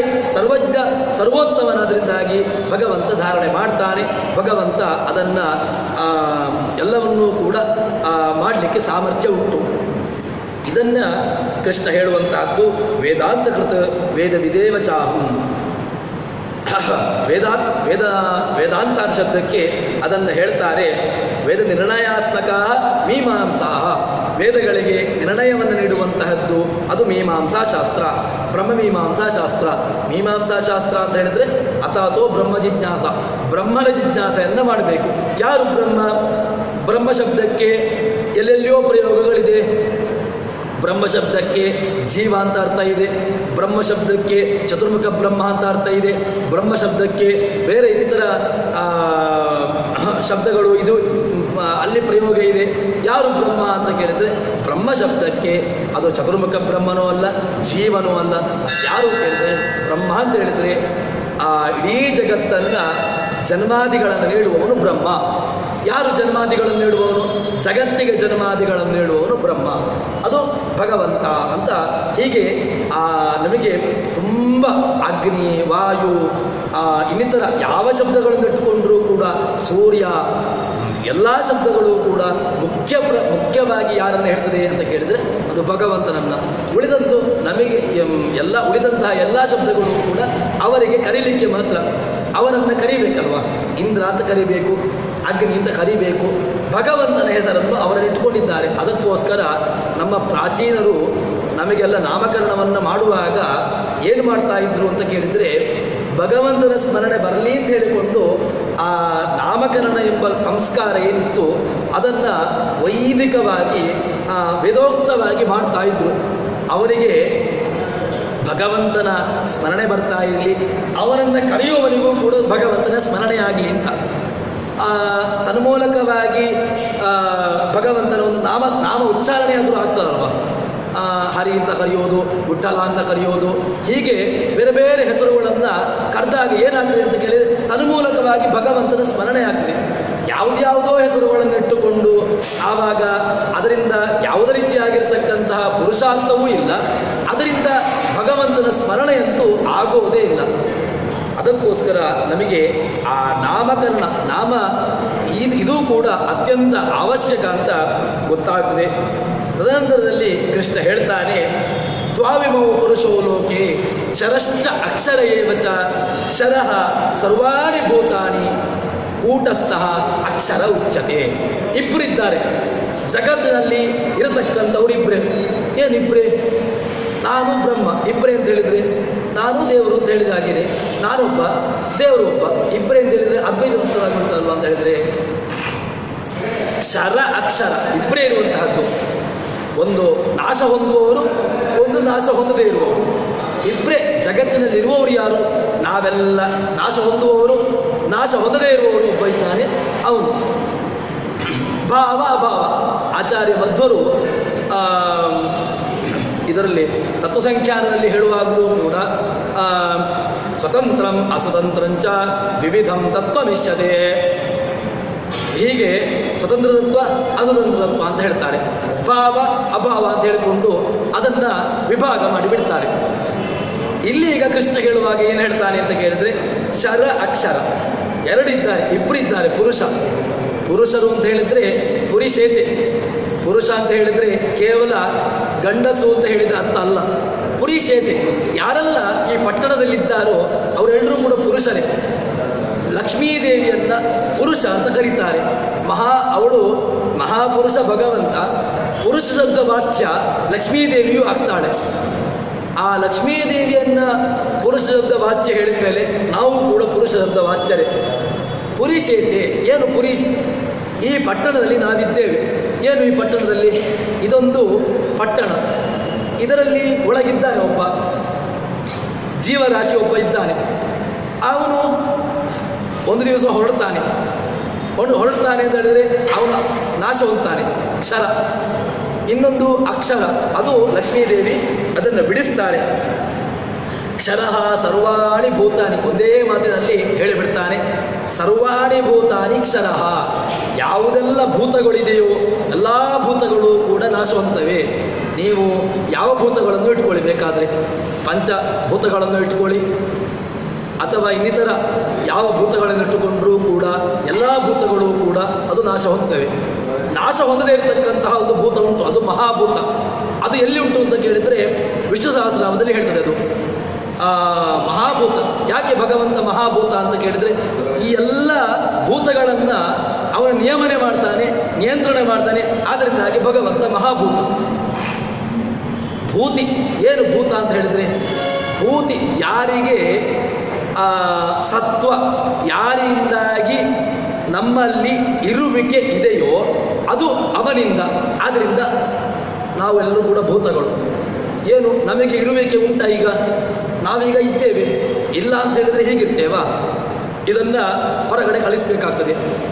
ಇದರಲ್ಲಿ ಸತ್ವ, ಭೂತಿ ಅಂತ ಹೇಳಿದರೆ ಸತ್ವ, ಅಸ್ತಿತ್ವ ಎಲ್ಲಿಂದ ಇದಕ್ಕೆ? ಇದರಲ್ಲಿ ಅಸ್ತಿತ್ವ ಇರುವಂತಹದ್ದು ಭಗವಂತನ ಇರುವಿಕೆ, ಪ್ರಾಣದೇವರ ಇರುವಿಕೆ. ಆದ್ದರಿಂದ ಇದರಲ್ಲಿ ಅಸ್ತಿತ್ವ. ಯಾವಾಗ ಇದರಿಂದ ಪ್ರಾಣದೇವರು ದೇವರು ಇಬ್ಬರೂ ಕೂಡ ಇದರಿಂದ ಹೊರಡ್ತಾರೋ ಆವಾಗ ಇದು ಭೂತ ಅಲ್ಲ, ಇದರಲ್ಲಿ ಅಸ್ತಿತ್ವ ಇಲ್ಲ. ಸತ್ವ ಅಂದರೆ ಏನಾಯಿತು? ಈಗ ಭೂತ ಅಂತ ಹೇಳಿದರೆ ಅಸ್ತಿತ್ವ, ಭೂಸತ್ತಾಯಾಮ. ಕ್ಷರಃ ಸರ್ವಾಣಿ ಭೂತಾನಿ ಕೂಟಸ್ಥಃ ಅಕ್ಷರ ಉಚ್ಯತೆ. ಅಕ್ಷರ ನಾಮಕಳಾಗಿರ್ತಕ್ಕಂತಹ ಲಕ್ಷ್ಮೀದೇವಿ ಅವಳು ಅಕ್ಷರ ಅಂತ ಹೇಳ್ತಾಳೆ. ಏನು ಅಕ್ಷರ ಅಂತ ಹೇಳಿದ್ರೆ ಕೂಟಸ್ಥಃ, ಕೂಟವತ್ ತಿಷ್ಠತಿ ಇತಿ ಕೂಟಸ್ಥಃ. ಅವ್ಯಾಕೃತಾಕಾಶ, ಭೂತಾಕಾಶ ಇದೆ. ಭೂತಮಪ್ಯಸಿತಂ ದಿವ್ಯಂ ದಿವ್ಯ ದೃಷ್ಟಿಗೋಚರಂ ಅಂತ ಅದನ್ನು ಭಾಷೆಯಲ್ಲಿ ಹೇಳ್ತಾರೆ. ಭೂತಮಪ್ಯಸಿತಂ ದಿವ್ಯಂ.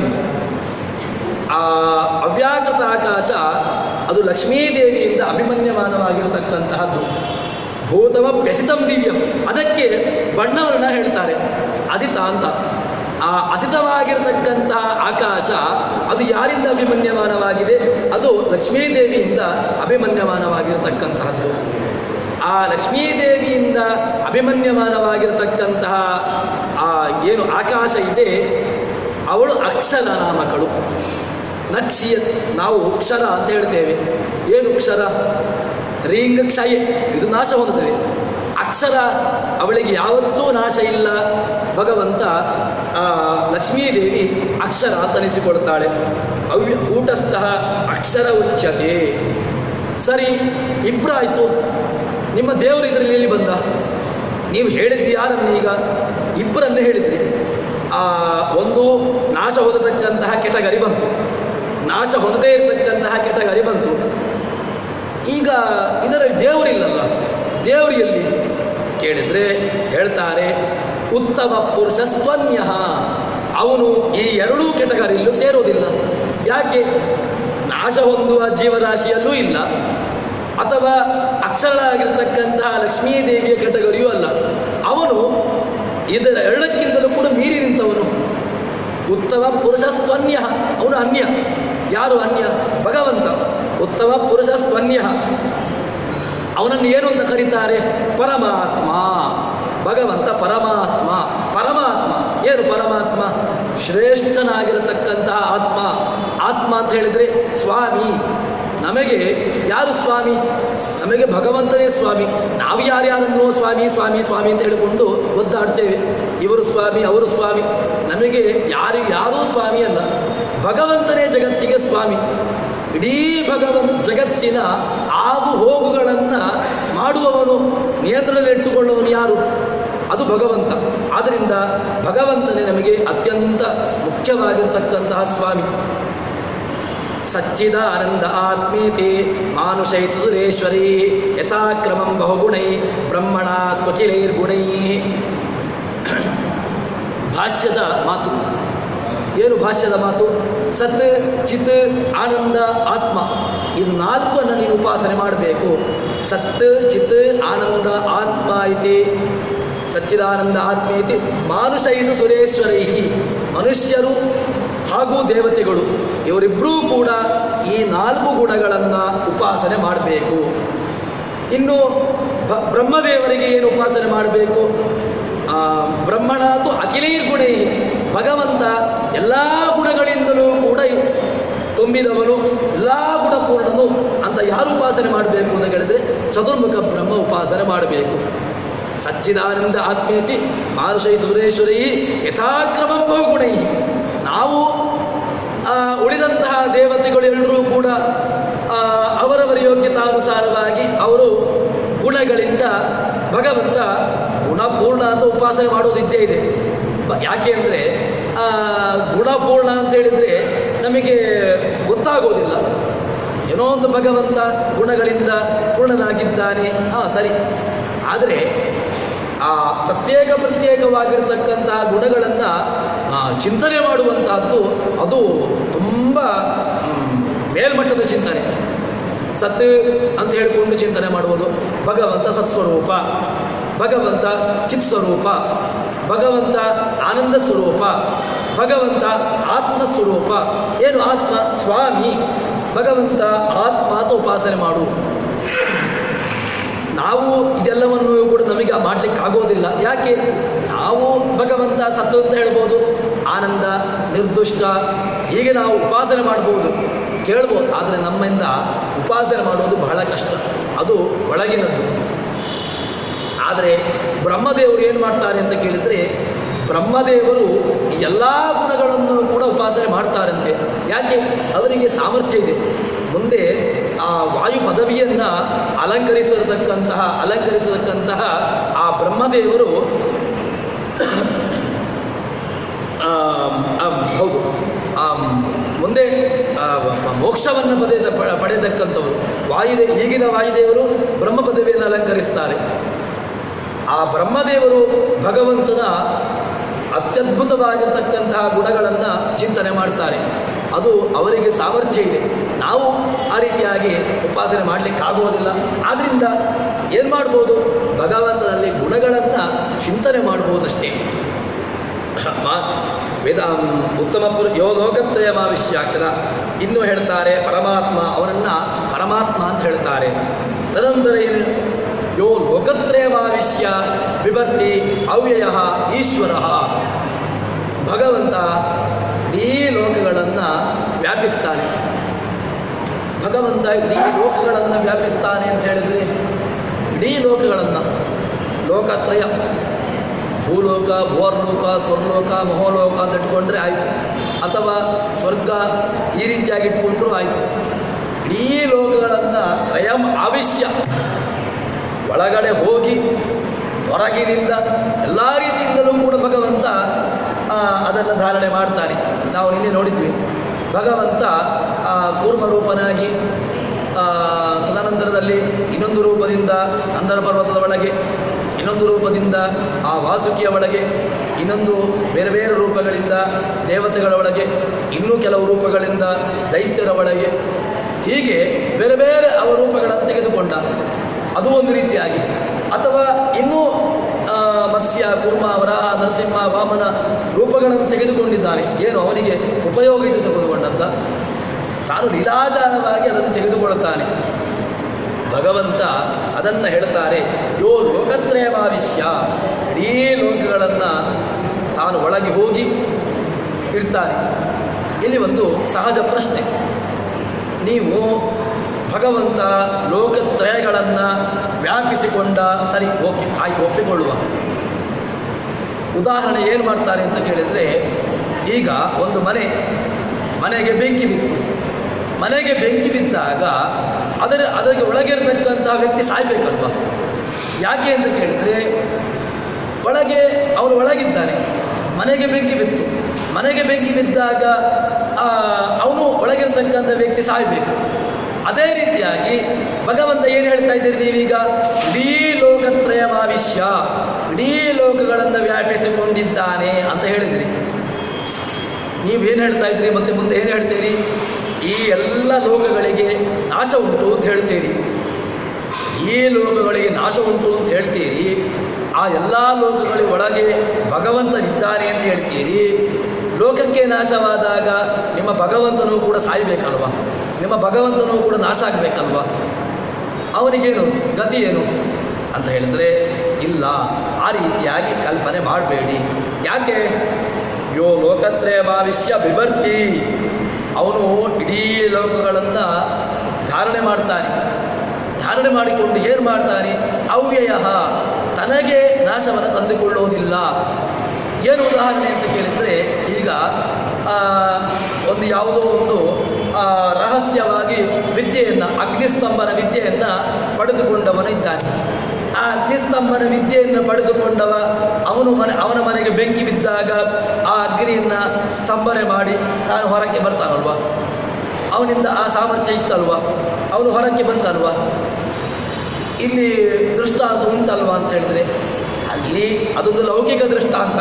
ಅಗ್ನಿಸ್ತಂಭನ ವಿದ್ಯೆಯನ್ನು ಬಲ್ಲವ, ಅಗ್ನಿಸ್ತಂಭನ ವಿದ್ಯೆಯನ್ನು ತಾನು ಅದನ್ನು ಮಾಡಿಕೊಂಡು ತನ್ಮೂಲಕವಾಗಿ ಅವನು ಹೊರಕ್ಕೆ ಬಂದ ಅಂತ ಹೇಳಿದರೆ ಅದನ್ನು ಆಯಿತು, ಹಾಗೆ ಹೇಳ್ಬೋದು.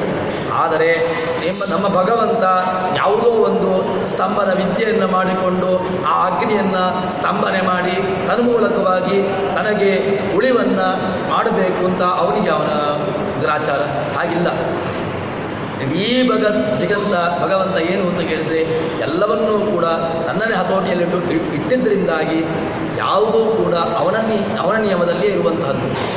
ಆದ್ದರಿಂದ ಅವನಿಗೆ ಜಗತ್ತಿಗೆ ನಾಶವಾದರೂ ಕೂಡ ತನಗೆ ನಾಶವನ್ನು ತಂದುಕೊಳ್ಳುವುದಿಲ್ಲ. ಭಗವಂತ ಅಲ್ಲಿಯೇ ಆ ಜಗತ್ತನ್ನು ಎಲ್ಲವನ್ನೂ ಕೂಡ ನಾಶ ಮಾಡಿ ತಾನು ಲೀಲಾಜಾಲವಾಗಿ ಆ ಎಲ್ಲ ಪ್ರಳಯಗಳನ್ನು ಮಾಡಿಕೊಂಡು ತಾನು ಸಂತೋಷವಾಗಿರ್ತಾನೆ. ಇದು ನಮ್ಮ ಭಗವಂತನ ಸಾಮರ್ಥ್ಯ. ವಿವರ್ತಿ ಅವ್ಯಯ ಈಶ್ವರ ಭಗವಂತನಿಗೆ ಈಶ್ವರ ಅಂತ ಹೆಸರು. ಏನು ಈಶ್ವರ? ರುದ್ರದೇವರನ್ನು ಕೂಡ ಈಶ್ವರ ಅಂತ ಕರಿತೇವೆ. ರುದ್ರದೇವರು ಕೂಡ ಈಶ್ವರನೇ. ಆದರೆ ರುದ್ರದೇವರ ಐಶ್ವರ್ಯ ಅದು ನಾಶವಾಗುವಂತಹದ್ದು. ಭಗವಂತನ ಐಶ್ವರ್ಯ ನಾಶವಾಗದೇ ಇರತಕ್ಕಂತಹ ಐಶ್ವರ್ಯ ಅದು ಭಗವಂತನದ್ದು. ಭಗವಂತ ಎಲ್ಲವನ್ನೂ ಕೂಡ ತನ್ನ ಹತೋಟಿಯಲ್ಲಿಟ್ಟುಕೊಂಡು ಎಲ್ಲವನ್ನೂ ನಿಯಮನೆ ಮಾಡ್ತಾ ಇರ್ತಾನೆ. ಯಸ್ಮಾತ್ ಶರಂ ಅತೀತ, ನಾನು ಶರಣಾಗಿರ್ತಕ್ಕಂತಹ ಯಾವುದೆಲ್ಲ ಜೀವರಾಶಿಗಳಿದ್ದಾರೆ ಅವರೆಲ್ಲರಿಗೂ ನಾನು ಅತೀತ, ನಾನು ನಿಮ್ಮ ಕ್ಷರವಾಗಿರ್ತಕ್ಕಂತಹ ಕೆಟಗರಿಯಲ್ಲಿ ನನ್ನನ್ನು ಸೇರಿಸಬೇಡಿ. ಯಸ್ಮಾತ್ ಕ್ಷರಮತೀತಃ ಅಕ್ಷರಾದಪಿ ಚೋತ್ತಮ, ಅಕ್ಷರರಾಗಿರ್ತಕ್ಕಂತಹ ಲಕ್ಷ್ಮೀದೇವಿ ಇದ್ದಾಳಲ್ವ, ಅವಳಿಗೂ ಕೂಡ ನಾನು ಸ್ವಾಮಿ. ಲಕ್ಷ್ಮೀದೇವಿಯೂ ಕೂಡ ನನ್ನ ಹತೋಟಿಯಲ್ಲಿರ್ತಾಳೆ. ನನ್ನ ಅಧೀನವಾಗಿರತಕ್ಕಂಥವಳು ಲಕ್ಷ್ಮೀದೇವಿ. ಅಕ್ಷರಾದಪಿ ಚೋತ್ತಮ, ಶರರಾಗಿರತಕ್ಕಂತಹ ಜೀವರಾಶಿಗಳು ಇರಲಿ, ಅಕ್ಷರರಾಗಿರತಕ್ಕಂತಹ ಲಕ್ಷ್ಮೀದೇವಿಯೇ ಭಗವದ್ ಅಧೀನ ಅಂತ ಹೇಳಿದ ಮೇಲೆ ಇನ್ನು ಬ್ರಹ್ಮ ರುದ್ರಾದಿಗಳ ಪಾಡೇನು? ಅವರೆಲ್ಲರೂ ಕೂಡ ಭಗವಂತನ ಅಧೀನವೇ, ಭಗವಂತನ ನಿಯಮದಲ್ಲಿಯೇ, ಭಗವಂತನ ಅಂಕೆಯಲ್ಲಿಯೇ ಇರುವವರು. ಅಥೋಸ್ಮಿ ಲೋಕೆ ವೇದೇಚ, ಆದ್ರಿಂದ ನನ್ನನ್ನು ಏನು ಕರೀತಾರೆ ಅಂತ ಕೇಳಿದರೆ ಅಥೋಸ್ಮಿ ಲೋಕೆ ವೇದೇಚ ಪ್ರತಿತಃ ಪುರುಷೋತ್ತಮ, ಪುರುಷೋತ್ತಮ ಪುರುಷೋತ್ತಮ ಅಂತ ಕರೀತಾರೆ. ಏನು ಪುರುಷೋತ್ತಮ? ಭಗವಂತ ಪುರುಷೋತ್ತಮ. ಇದರಲ್ಲಿ ಸ್ವಲ್ಪ ಸಂಸ್ಕೃತದ ಒಂದು ವ್ಯತ್ಯಾಸವನ್ನು ನಾವು ನೋಡಿದೆವು ಅಂತ ಹೇಳಿದರೆ, ಇದನ್ನು ಎರಡು ರೀತಿಯಾಗಿ ಇದನ್ನು ಸಮಾಸ ಮಾಡ್ಬೋದು. ಪುರುಷೇಷು ಉತ್ತಮ, ಪುರುಷೇಭ್ಯ ಉತ್ತಮ ಅಂತ ಎರಡು ವಿಭಾಗ. ಪುರುಷೇಭ್ಯ ಉತ್ತಮ ಅಂತ ಹೇಳಿದ್ರು ಆಗ್ತದೆ, ಪುರುಷೇಷು ಉತ್ತಮ ಅಂತ ಹೇಳಿದ್ರು ಕೂಡ ಪುರುಷೋತ್ತಮ. ಪುರುಷೇಷು ಉತ್ತಮ ಸಹ ಪುರುಷೋತ್ತಮ, ಪುರುಷೇಭ್ಯ ಉತ್ತಮ ಸಹಪಿ ಪುರುಷೋತ್ತಮ. ಆದರೆ ಇಲ್ಲಿ ಏನು ಮಾಡಬೇಕು ಅಂತ ಕೇಳಿದರೆ, ಪುರುಷೋತ್ತಮ ಶಬ್ದಕ್ಕೆ ಪುರುಷೇಷು ಉತ್ತಮ ಅಂತ ಮಾಡಬಾರ್ದು. ಯಾಕೆ ಪುರುಷೇಷು ಉತ್ತಮ ಅಂತ ಹೇಳಿದರೆ, ಪುರುಷೇಷು ಯೇ ಯೇ ಪುರುಷಾ ಜಗತಿ ವರ್ತಂತೆ ತೇಭ್ಯ ಉತ್ತಮ ಅಂತ ಆಗಿಬಿಡ್ತದೆ. ಏನು ಯೇ ಯೇ ಜಗತ್ತಲ್ಲಿರತಕ್ಕಂತಹ ಪುರುಷರು ಅಂತ ಹೇಳಿದರೆ, ಜೀವರಿದ್ದಾರೆ, ಅಕ್ಷರರಾಗಿರ್ತಕ್ಕಂತಹ ಲಕ್ಷ್ಮೀದೇವಿ ಇದ್ದಾಳೆ, ಅವರೆಲ್ಲರಿಗೂ ಒಂದು ಭಗವಂತ ಉತ್ತಮ ಅಂತ ಆಗಿಬಿಡ್ತದೆ. ಆದ್ದರಿಂದ ಈ ರೀತಿಯಾಗಿ ನಾವು ಅರ್ಥವನ್ನು ಮಾಡಬಾರ್ದು. ಪುರುಷೇಶು ಉತ್ತಮ ಅಂತ ಹೇಳಬೇಡಿ. ಮತ್ತು ಪುರುಷೇಭ್ಯ ಉತ್ತಮ, ಭಗವಂತ ಯಾರೆಲ್ಲ ಪುರುಷರು ಅಂತ ಇದ್ದಾರೆ, ಕ್ಷರ ಅಕ್ಷರ ಇವರೆಲ್ಲರಿಗಿಂತೂ ಕೂಡ ಭಗವಂತ ಮೇಲಿರ್ತಕ್ಕಂಥವರು, ಇವರೆಲ್ಲರೂ ಕೂಡ ಇವನ ಕೆಳಗಿರತಕ್ಕಂಥವರು. ಭಗವಂತ ಇವರೆಲ್ಲರನ್ನೂ ಕೂಡ ಮೀರಿ ಇದ್ದಾನೆ. ಆದ್ದರಿಂದ ಏನಾಯಿತು? ಪುರುಷೇಶು ಉತ್ತಮ ಅಲ್ಲ, ಪುರುಷೇಭ್ಯ ಉತ್ತಮ. ಭಗವಂತ ಯೇ ಯೇ ಪುರುಷ ಜಗತಿ ವರ್ತಂತೆ ತೇಭ್ಯ ಸರ್ವೋಪಿ ಭಗವಂತ ಉತ್ತಮ. ಆದ್ದರಿಂದ ಏನಾಯಿತು? ಭಗವಂತನೇ ಉತ್ತಮ ತತ್ವ. ಉಳಿದಂತಹ ಯಾವ ತತ್ವಗಳು ಕೂಡ ಭಗವಂತನಿಗೆ ಸಮಾನವಾಗಿ ಆಗಲಿಕ್ಕೆ ಸಾಧ್ಯ ಇಲ್ಲ ಅಂತಾಯಿತು. ಯೋಂ ಆಂ ಏವಂ ಅಸಮ್ಮೂಢ ಜಾನಾತಿ ಪುರುಷೋತ್ತಮಂ ಸ ಸರ್ವವಿಧವಿಧಿ ಮಾಂ ಸರ್ವಭಾವೇನ ಭಾರತ. ಕೃಷ್ಣ ಕೊನೆಗೆ ಹೇಳತಕ್ಕಂತಹ ಮಾತು ಏನು ಅಂತ ಕೇಳಿದರೆ, ಯೋ ಮಾಂ ಏವಂ, ಈ ರೀತಿಯಾಗಿ ತಿಳ್ಕೊಳ್ಬೇಕು. ಅಸಮ್ಮೂಢ ತಿಳ್ಕೊಳ್ಳೋದು ಅಸಮ್ಮೂಢ ಜಾನಾತಿ, ಯಾವುದೇ ರೀತಿಯಾಗಿ ಭ್ರಮಪೂರ್ವಕವಾಗಿ ತಿಳ್ಕೊಳ್ಳಬಾರ್ದು, ನಿರ್ದುಷ್ಟವಾಗಿ ತಿಳ್ಕೊಳ್ಬೇಕು. ಭಗವಂತನ ತಿಳ್ಕೊಳ್ಳೋದು ಅಂತ ಹೇಳಿದರೆ ನಿರ್ದುಷ್ಟವಾಗಿ ತಿಳ್ಕೊಳ್ಳೋದು. ಅಸಮ್ಮೂಢ ಜಾನಾತಿ ಪುರುಷೋತ್ತಮಂ ಸ ಸರ್ವವಿದ್ ಭಜತಿ ಮಾಂ, ಅವನು ಎಲ್ಲವನ್ನೂ ಪಡ್ಕೊಳ್ತಾನೆ. ಸ ಸರ್ವಭಾವೇನ ಭಾರತ, ಅವನಿಗೆ ನಾನು ಎಲ್ಲ ರೀತಿಯಲ್ಲಿಯೂ ಸಿಗ್ತೇನೆ ಅಂತ ಭಾರತ. ಹೇ ಭಾರತ, ಅರ್ಜುನ, ಯಾರು ನನ್ನನ್ನು ಈ ರೀತಿಯಾಗಿ ತಿಳ್ಕೊಳ್ತಾರೋ ಅವರಿಗೆ ನಾನು ಲಭಿಸ್ತೇನೆ. ಯಾರು ನನ್ನನ್ನು ಇದೇ ರೀತಿಯಾಗಿ, ನನ್ನ ಇವನು ದೇವರು ಕೂಡ ಯಾರೋ ಅದು ಉತ್ತಮ ಅಲ್ಲ, ಅವನೋ ಇವರಲ್ಲೇ ಯಾರೋ ಒಂದು ಅಕ್ಷರಲಾಗಿರ್ತಕ್ಕಂತಹ ಯಾವುದೋ ಒಂದು ತತ್ವದಲ್ಲಿ ಅವಳನ್ನೂ ಒಂದು ತತ್ವ ಅಂತ ಇಟ್ಕೊಂಡು ಆ ರೀತಿಯಾಗಿ ತಿಳ್ಕೊಂಡ್ರೆ ಅವನಿಗೆ ಮೋಕ್ಷ ಆಗೋದಿಲ್ಲ. ಮತ್ತೇನು ತಿಳ್ಕೊಳ್ಳಬೇಕು? ಭಗವಂತನನ್ನು ನಿರ್ದುಷ್ಟವಾಗಿ ತಿಳ್ಕೊಂಡವನಿಗೆ ನಾನು ಸಿಗ್ತೇನೆ. ಇತಿ ಗುಹ್ಯತಮಂ ಶಾಸ್ತ್ರಂ. ಇದು ಯಾವುದೋ ಒಂದು ದೊಡ್ಡ ರಾಜಕೀಯ ಸಭೆಯಲ್ಲಿ ಕೂತ್ಕೊಂಡು ಬನ್ನಿ ನಾನು ನಿಮಗೆ ದೇವರ ಬಗ್ಗೆ ಹೇಳ್ತೇನೆ, ದೇವರನ್ನು ತಿಳ್ಕೊಳ್ಳಿ ಅಂತ ಹೇಳಿಕೊಂಡು ಹೇಳಿದರೆ ಉಪಯೋಗವಿಲ್ಲ. ಇತಿ ಗುಹ್ಯತಮಂ ಶಾಸ್ತ್ರಂ, ಕೃಷ್ಣ ಹೇಳಿರ್ತಕ್ಕಂತಹ ಮಾತು ಇತಿ ಗುಹ್ಯತಮಂ, ಇದು ಗುಹ್ಯವಾಗಿರತಕ್ಕಂತಹ ವಿಷಯ. ಬನ್ನಿ ನಾನು ನಿಮಗೆ ಭಗವಂತನ ಬಗ್ಗೆ ಹೇಳ್ತೇನೆ, ಭಗವಂತನ ಬಗ್ಗೆ ತಿಳ್ಕೊಳ್ಳಿ ಅಂತ ಹೇಳಿಕೊಂಡು ಯಾವುದೋ ಒಂದು ರಾಜಕೀಯ ಸಭೆಯೋ ಅಥವಾ ಯಾವುದೋ ಒಂದು ಇದರಲ್ಲಿ ಹೇಳಿಕೊಂಡು ಹೇಳಿದರೆ ಇಲ್ಲ, ಇದಕ್ಕೆ ಅವನ ಉಪಯೋಗವೇ ಇಲ್ಲ. ಇದು ಗುಹ್ಯತಮಂ ಶಾಸ್ತ್ರಂ ಇದ ಮುಕ್ತಂ ಮಯ ಅನಗ, ನಾನು ನಿನಗೆ ಇದನ್ನು ಹೇಳಿದ್ದೇನೆ. ಹೇ ಅನಗ, ಇದನ್ನು ನಾನು ನಿನಗೆ ಹೇಳಿದ್ದೇನೆ. ಏತದ್ ಬುದ್ಧ್ವಾ ಬುದ್ಧಿಮಾನ್ ಸ್ಯಾತ್ ಕೃತಕೃತ್ಯಶ್ಚ ಭಾರತ. ನೀನು ಇದನ್ನು ತಿಳ್ಕೊಂಡಿ ಅಂತ ಆಡಿದರೆ, ಇಲ್ಲಿ ಎರಡು ಶಬ್ದ ಇದೆ.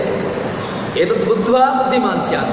ಬುದ್ಧ್ವಾ ಬುದ್ಧಿಮಾನ್ ಅಂತ ಹೇಳಿದರೆ ಏನರ್ಥ ಅಂತ ಕೇಳಿದರೆ, ಇದನ್ನು ನೀನು ತಿಳ್ಕೊಂಡ್ರೆ ನೀನು ತಿಳಿದುಕೊಂಡವನಾಗ್ತಿ. ಕೃಷ್ಣನಿಗೇನು ಶಬ್ದ ಗೊತ್ತಿಲ್ವ? ಶಬ್ದ ಗೊತ್ತಿಲ್ಲದೆ ಯಾವುದೋ ಒಂದು ರೀತಿಯಾಗಿರ್ತಕ್ಕಂಥ ಶಬ್ದವನ್ನು ಹೇಳಿದ್ದಾನ ಅಂತ ಕೇಳಿದರೆ ಹಾಗಲ್ಲ. ಏತದ್ ಬುದ್ಧ್ವಾ ಬುದ್ಧಿಮಾನ್ ಸ್ಯಾತ್ ಅಂತ ಹೇಳಿದರೆ ಅದನ್ನು ಏನು ತಿಳ್ಕೊಳ್ಬೇಕು ಅಂತ ಕೇಳಿದರೆ, ಏತದ್ ಬುದ್ಧ್ವಾ ಇದನ್ನು ನೀನು ಸರಿಯಾಗಿ ತಿಳ್ಕೊಳ್ಬೇಕು. ಅಂದರೆ ಶ್ರವಣ ಮಾಡಬೇಕು, ಮತ್ತೆ ಪುನಃ ಹಿಂದಕ್ಕೆ ಹೋಗಬೇಕು. ಬುದ್ಧಿಮಾನ್ ಅಂತ ಯಾವಾಗ ನೀನು ಇದನ್ನು ಶ್ರವಣ ಮಾಡಿದರೆ, ಸರಿಯಾಗಿ ಶ್ರವಣ ಮಾಡಿ ಮನನ ಮಾಡಿದರೆ ಕೊನೆಗೆ ನಿನಗೇನಾಗಿದೆ? ಬುದ್ಧಿಮಾನ್ ಸ್ಯಾತ್. ಏನು ಬುದ್ಧಿಮಾನ್? ನೀನು ಅಪರೋಕ್ಷ ಜ್ಞಾನ ಉಳ್ಳವನಾಗ್ತಿ. ನನ್ನ ಬಗ್ಗೆ ತಿಳ್ಕೊಂಡಿಯಲ್ವಾ, ನನ್ನ ಬಗ್ಗೆ ಕೇಳಿದ್ಯಲ್ವಾ, ನಿನಗೇನಾಯಿತು? ಆಗ ನಿನಗೆ ಅಪರೋಕ್ಷ ಜ್ಞಾನ ಬರ್ತದೆ. ಅಪರೋಕ್ಷ ಜ್ಞಾನ ಬಂದಾಗ ಏನಾಯಿತು? ಮತ್ತೆ ಸಹಜವಾಗಿ ಈ ಬಂಧನ ಏನಿದೆ ಅದರಿಂದ ಪೂರ್ಣವಾಗಿ ಮುಕ್ತಿ, ಆ ಭಗವಂತನ ಸ್ಥಾನಗಳನ್ನು ಹೋಗಲಿಕ್ಕೆ ನಮಗೆ ಇದೊಂದು ಉಪಾಯ, ಮಾರ್ಗ. ಏತದ್ಬುದ್ಧ್ವಾ ಬುದ್ಧಿಮಾನ್ ಸ್ಯಾತ್ ಕೃತಕೃತ್ಯಶ್ಚ ಭಾರತ. ಕೃತಕೃತ್ಯ, ನಾವೆಲ್ಲರೂ ಕೂಡ ಕೃತಕೃತ್ಯ ಅಂತ ಅಂದ್ಕೊಳ್ತೇವೆ. ಏನು ಕೃತಕೃತ್ಯರು ಅಂತ ಕೇಳಿದರೆ, ಕೃತಂ ಕೃತ್ಯಂ. ನಾವು ಈ ಜನ್ಮಕ್ಕೆ ಹುಟ್ಟಿಗೆ ಬಂದ ಮೇಲೆ ಸಹಜವಾಗಿ ಎಲ್ಲವನ್ನು ಏನೆಲ್ಲ ಮಾಡಬೇಕು, ವಯಸ್ಸಿಗೆ ಬಂದಿರತಕ್ಕಂಥವನು ಒಬ್ಬ, ಅವನು ತನ್ನ ಮಗನಿಗೋ ಮಗಳಿಗೋ ಆ ಮದುವೆಯನ್ನು ಮಾಡುವಂತಹದ್ದು, ಅವರನ್ನು ಎಲ್ಲವನ್ನೂ ಮಾಡಿ ತಾನು ಕಳೆದುಬಿಟ್ರೆ ತಾನು ಕೃತಕೃತ್ಯ ಅಂತ ಹೇಳ್ತಾನೆ. ಆದರೆ ಮುಖ್ಯವಾಗಿ ಕೃತಕೃತ್ಯ ಯಾರು ಅಂತ ಕೇಳಿದರೆ, ಯಾರು ಭಗವಂತನನ್ನು ನಿರ್ದಿಷ್ಟವಾಗಿ ಅವನನ್ನು ಚೆನ್ನಾಗಿ ಶ್ರವಣ ಮನನಗಳ ಮೂಲಕವಾಗಿ ತಿಳ್ಕೊಂಡು ಅದನ್ನು ನಿಧಿಧ್ಯಾಸನದ ಮೂಲಕವಾಗಿ ಭಗವಂತನನ್ನು ಕಾಣ್ತಾರೋ ಅವನು ಕೃತಕೃತ್ಯ. ಕೃತಕೃತ್ಯ ಅಂತ ಹೇಳಿದರೆ ಅವನು ಯಾರಿಗೆ ಭಗವಂತನ ಅಪರೋಕ್ಷ ಜ್ಞಾನ ಆಗಿದೆಯೋ, ನಿರ್ದುಷ್ಟನಾಗಿರ್ತಕ್ಕಂತಹದ್ದು, ಭಗವಂತನನ್ನು ತಿಳ್ಕೊಳ್ಳೋದು ದೊಡ್ಡ ವಿಷಯ ಅಲ್ಲ, ನಿರ್ದುಷ್ಟನಾಗಿರ್ತಕ್ಕಂತಹ ಭಗವಂತನನ್ನು ಯಾರು ತಿಳ್ಕೊಳ್ತಾರೋ ಅವನಿಗೆ ನಾನು ಲಭಿಸ್ತೇನೆ ಅಂತ ಹೇಳ್ತಾರೆ.